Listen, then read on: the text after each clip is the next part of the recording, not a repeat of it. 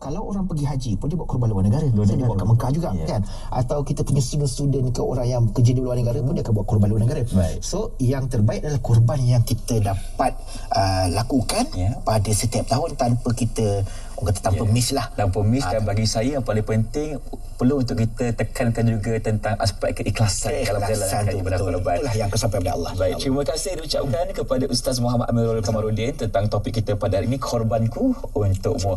Baiklah penonton, seterusnya kita akan berlintas langsung ke Langkawi ketika ini untuk mendapatkan perkembangan 5 di sana bersama rakan pelapor kami Andy Reza Rohadian yang ada laporan. Silakan Andy Reza. Kita akan bersama dengan Alif. Sementara itu kita akan terus ke Langkawi untuk 5 di sana. Silakan.